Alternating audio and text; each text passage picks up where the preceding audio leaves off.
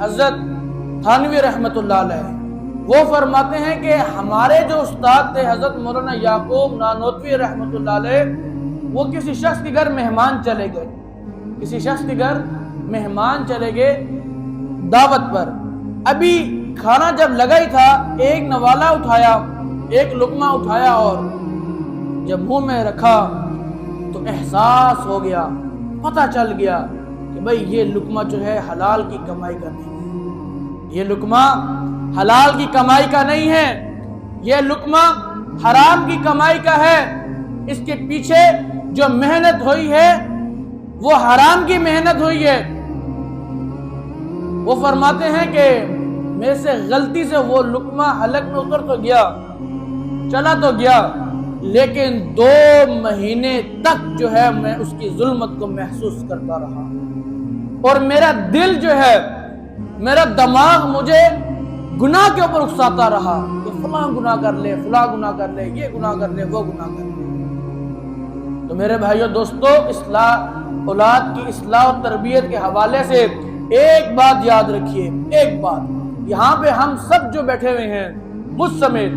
ہم سب کا گھر سے باہر نکلنے کا مقصد صرف ایک ہی ہے کہ بھئی ہم اپنی کچھ کمائیں اور خود بھی اپنا پیٹ بھریں اور اپنی اولادوں کا پیٹ بھریں۔ آج اگر آپ کی کوئی دکان ہے تو آپ کوئی پاگل ہیں جو دکان میں بیٹھے ہوئے ہیں، آپ کا کوئی مقصد ہے نا۔ کسی نے کوئی ہوٹل کھولا ہوا ہے، کسی کی دودھ کی دکان ہے،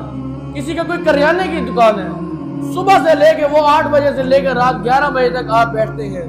حتیٰ کہ کھانا کھانے کے لیے بھی آپ اپنی دکان کو، اپنی کلینک کو بند نہیں کرتے، آپ اپنے متبادل کسی دوسرے بندے کو رکھ لیتے ہیں کہ بھئی تو بیٹھ، میں کھانا کھا کے آتا ہوں۔ کیوں؟ وجہ کیا ہے کہ بھئی یہ نہ میں دکان بند کروں، پیچھے کوئی کسٹمر وغیرہ آ جائے اور رہ جائے۔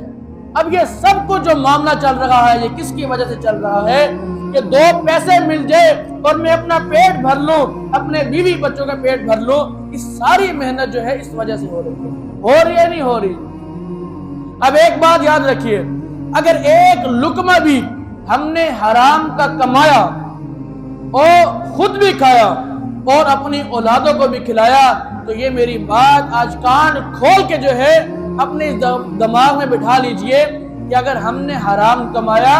ہم نے حرام کھایا، ابھی اولاد کی بات نہیں کر رہا، ابھی صرف اپنی بات کر رہا ہوں کہ اگر ہم نے حرام کمایا، ایک تو حرام کی کمائی کے اندر بے برکتی ہے، برکت نہیں ہے۔ دوسری بات یہ ہے آپ حرام کما رہے ہیں، حرام کھا رہے ہیں، شوشا کے ساتھ رہ رہے ہیں، اور آپ یہ کہہ رہے ہیں میں نمازیں بھی پڑھ رہا ہوں، میں روزے بھی رکھ رہا ہوں، میں صدقہ زکوٰۃ بھی دے رہا ہوں، میں عبادات بھی کر رہا ہوں، میں حج عمرے بھی کر رہا ہوں، تو خدا کی قسم اگر آپ کے پیٹ میں حرام کا لقمہ اتر رہا ہے، نہ آپ کی نمازیں قبول، نہ آپ کے روزے قبول، نہ آپ کا حج عمرہ قبول، نہ آپ کی تسبیحات قبول، آپ کی کوئی عبادت جو ہے قبول نہیں۔